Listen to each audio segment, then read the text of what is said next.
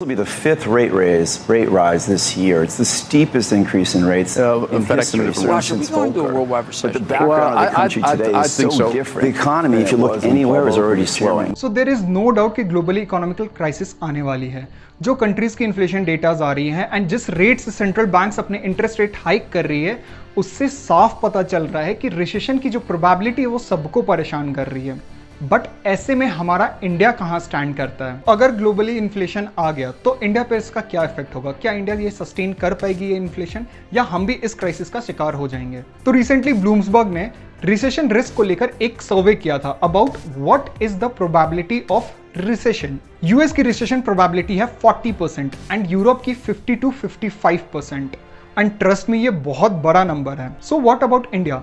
According to survey, India has 0% chance in getting into recession.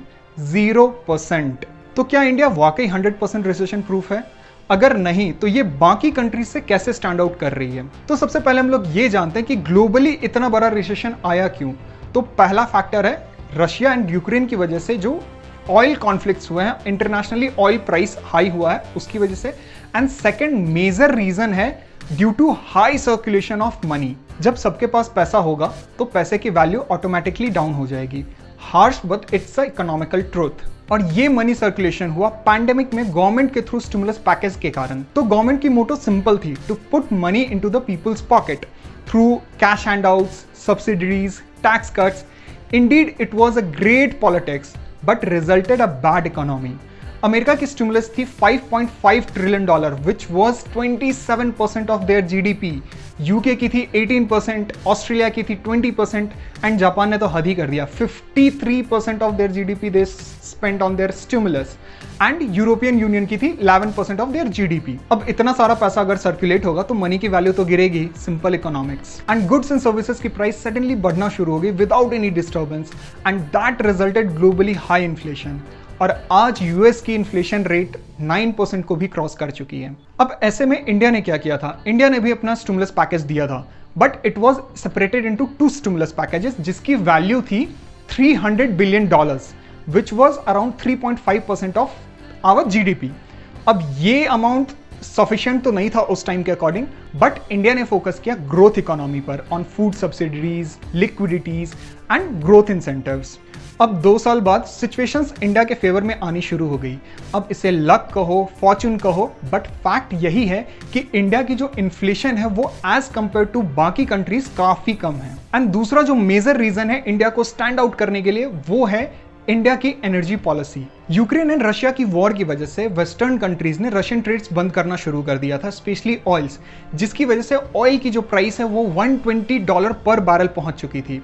Now oil is a remote control for inflation. अगर oil की price बढ़ेगी तो बाकी सारी चीजें भी एक्सपेंसिव होनी शुरू हो जाती हैं. एंड ऐसे इंटरनेशनल ऑयल कॉन्फ्लिक्ट में इंडिया ने इसका बहुत अच्छा फायदा उठाया. रशिया से इंडिया ने इसी ऑयल को डिस्काउंटेड प्राइस पे खरीदना शुरू किया. अकॉर्डिंग टू रिपोर्ट्स, इंडिया ने रशिया से $36 पर बैरल के डिस्काउंटेड प्राइस पर ऑयल खरीदना शुरू किया. $36 पर barrel, cheaper than international price. And इसकी वजह से इंडिया ने अब तक $852 मिलियन सेव किया सिंस मे मंथ्स. और यही डिस्काउंटेड ऑयल परचेज इंडिया को हेल्प कर रही to stand out from other countries. But standing on a better place doesn't make you to stand on a safer place. कुछ factors हैं जो India को recession and inflation के मामले में इफेक्ट कर रही है और कर सकती है.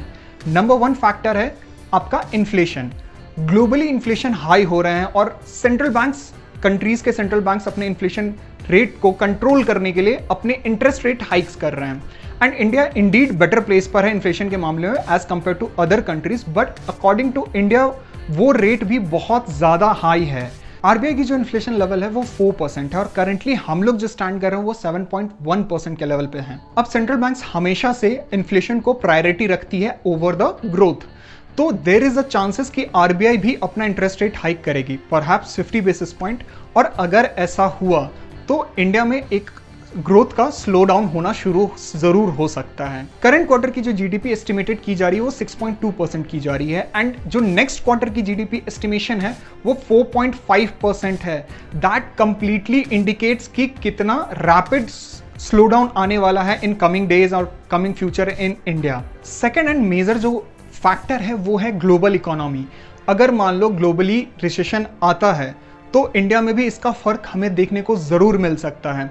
ग्लोबल जो इंटरनेशनल ट्रेड्स हैं वो इंडिया के स्लो डाउन हो जाएंगे, जो रुपीज़ की वैल्यू है वो डिक्रीज होना शुरू हो जाएगी, एंड जो वेस्टर्न कंपनीज हैं, जो इंटरनेशनल कंपनीज हैं, वो अपने इंडियन ऑपरेशंस या अदर कंट्रीज के ऑपरेशंस स्लो डाउन करनी शुरू कर देंगी। And the next is the foreign investors भी अपने इन्वेस्टमेंट पुल आउट करना शुरू करेंगे। You are getting my point, right? So we are in a globalisation जहां हर कुछ एक दूसरे से कनेक्टेड होता है, इवन रिसेशन भी। तो India Indeed is a bright spot, but कुछ डार्क क्लाउड्स हैं जिससे इंडिया को भी वरी करना चाहिए। तो अगर आपको ये वीडियो अच्छा लगा, इंफॉर्मेटिव लगा, तो नीचे कमेंट डाउन करो and hit the like button and support us, ठीक है?